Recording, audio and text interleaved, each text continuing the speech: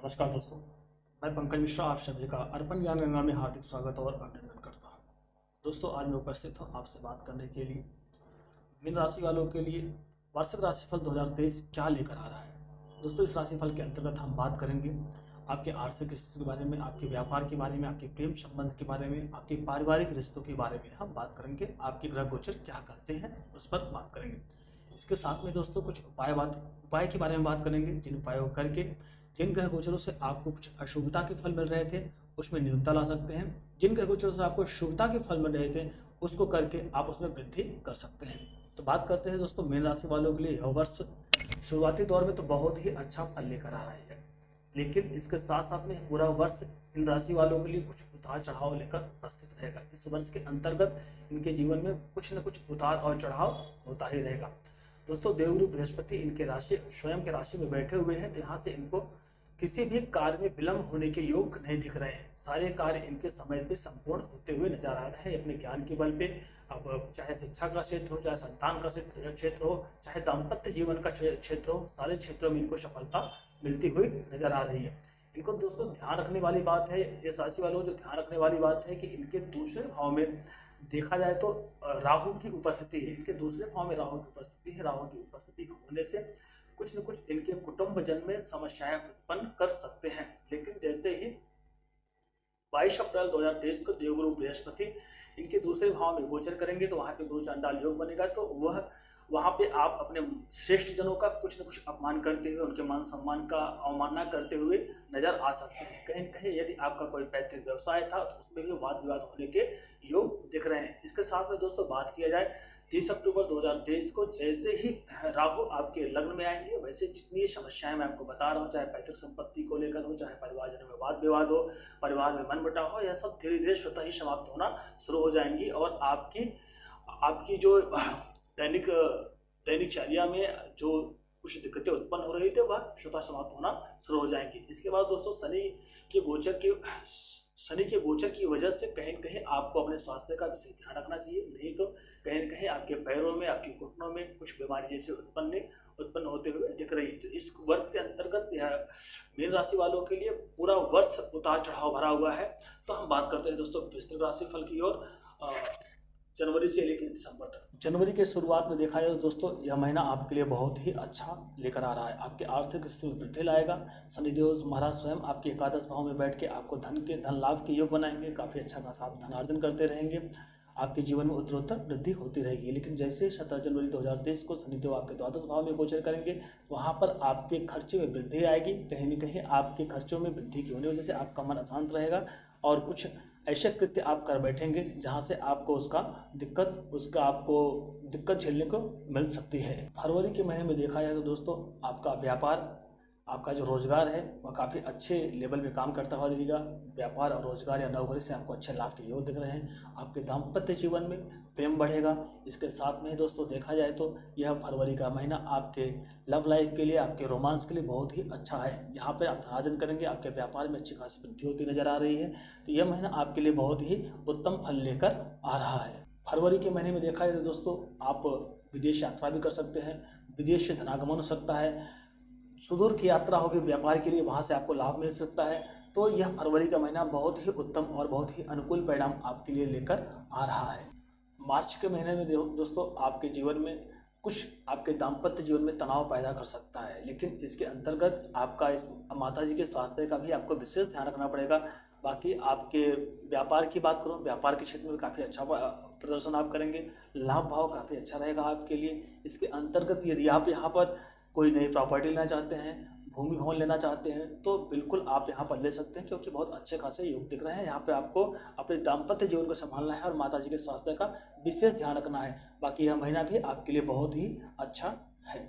अप्रैल का महीना देखा जाए तो दोस्तों जो अविवाहित हैं वो किसी नए प्रेम संबंध में बढ़ सकते हैं। उनका दाम्पत्य जीवन, जो विवाहित हैं वो दाम्पत्य जीवन में काफ़ी अच्छा करते हुए नजर आ रहे हैं।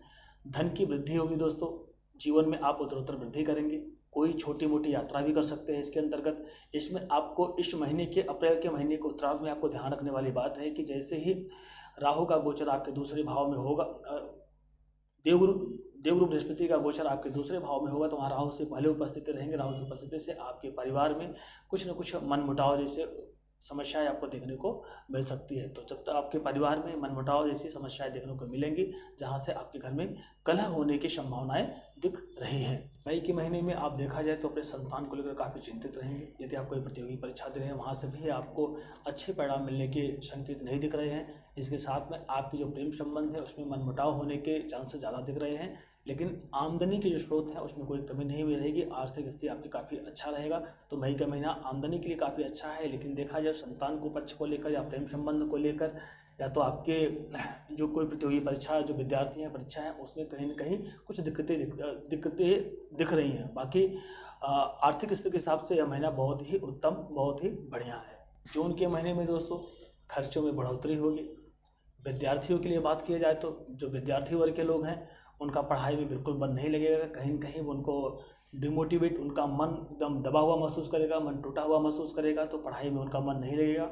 इसके साथ में दोस्तों बात किया जाए इस महीने में खर्चे बहुत ज़्यादा बढ़ेंगे। खर्चे बहुत सोच समझ कर आपको करना है। यदि खर्चे पे आप कंट्रोल नहीं करेंगे तो कहीं न कहीं आपको आर्थिक स्थिति में मार झेलना पड़ सकता है। इसके साथ में आपके परिवार का जो वाद विवाद है वह समाप्त होने का नाम नहीं लेगा। उसको आपको बहुत संयम से समझना पड़ेगा।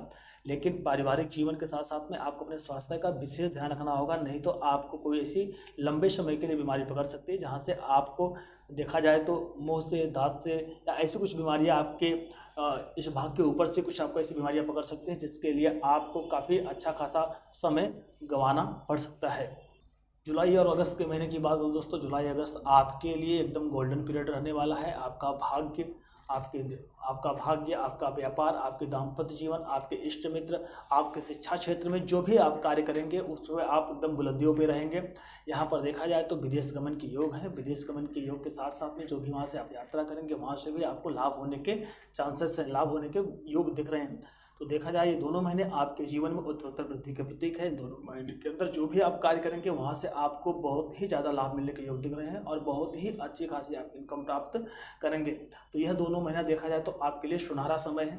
इसमें आप जो भी प्रयास करेंगे उसमें आपको सफलता मिलती हुई नजर आ रही है। सितंबर के महीने में कुछ अपने व्यापार में आप नए पार्टनरशिप को जोड़ सकते हैं, या तो कहीं किसी कंपनी के क्षेत्र में काम कर रहे थे तो उस कंपनी के क्षेत्र वाला कई कंपनियों को आप पकड़ सकते हैं। यह महीना दाम्पत्य जीवन में जो उतार चढ़ाव चल रहा था उसमें कुछ आपको अनुकूलता देखने को मिलेगी। आमदनी के स्रोत में आपकी वृद्धि होगी।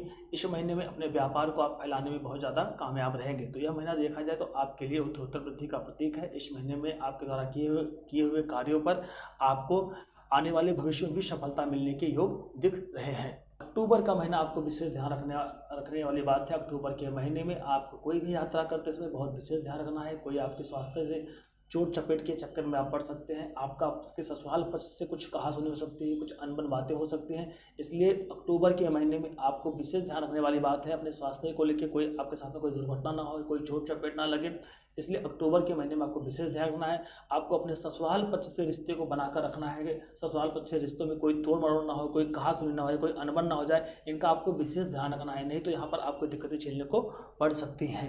नवंबर और दिसंबर के महीने की बात करूँ दोस्तों, नवंबर और दिसंबर महीना आपके लिए बहुत ही अच्छा समय लेकर आ रहा है। नवंबर के महीने में देखा जाए जो भी आपके ससुराल पक्ष से कुछ वाद विवाद चल रहे थे, यदि कुछ अनबन हुआ था, वह समाप्त होते हुए दिख रहे हैं। इसके साथ में आप धन संचय भी कर सकते हैं। परिवार में जो भी आपके कुछ मनमुटाव थे, कुछ दिक्कतें पैदा हो रही थी, उससे भी आपको निजात मिलने के योग हैं। यदि आपके दाम्पत्य जीवन में कुछ मनमुटाव चल रहे थे उसमें भी समाप्ति होने के योग दिख रहे हैं। दिसंबर का महीना आपके सोच से भी ज़्यादा आपको लाभ देकर जाएगा। दिसंबर का महीना आपके लिए आपके जीवन में उत्तरोत्तर वृद्धि का प्रतीक बनेगा। यहाँ से आप अपने जीवन के किसी और नए करियर को शुरुआत कर सकते हैं। तो दोस्तों यह छोटी सी जानकारी थी। इस जानकारी के अंतर्गत मैं आपको यह बताना चाहता हूँ, किसी भी राशि का परिवर्तन व्यक्ति के जीवन में तभी प्रभाव करता है जब आपकी जन्म कुंडली में आपके कुंडली के अंदर ग्रहों की स्थितियाँ शुभ होती है और अशुभ होती है। आपके जन्म कुंडली पे जो ग्रहों पर निर्भर करती है। यदि शुभ भावों के स्वामी की दशा चलती है तो आपको शुभ फल की प्राप्ति होती है। यदि अशुभ भाव के स्वामी की दशा चलती है तो आपको अशुभ फल की प्राप्ति होती है। तो दोस्तों हम बात करते हैं उपाय के, जिन उपायों को करके आप अपने शुभता में वृद्धि कर सकते हैं और जो कुछ प्रतिकूलता है उसमें आप न्यूनता ला सकते हैं। तो दोस्तों सबसे पहले आपको बृहस्पतिवार का व्रत करना चाहिए। इसके साथ साथ में दोस्तों बृहस्पतिवार के दिन पीले चावल को बृहस्पतिवार दिन मीठा चावल को बनाकर किसी ऐसे लोगों में बांटना चाहिए जहाँ पर लोग ऐसे उपस्थित हो, उसको प्रसाद के रूप में बांटना चाहिए। इसके साथ में बृहस्पतिवार को दिन आपको बृहस्पति के बीज मंत्र का जाप करना चाहिए। और इसके साथ में दोस्तों यदि आप कर सकते हैं तो श्री राम स्तुति का पाठ करते हैं बृहस्पतिवार के दिन, तो यह आपके लिए काफ़ी सुगमता, सरलता, संपन्नता लेकर आएगा।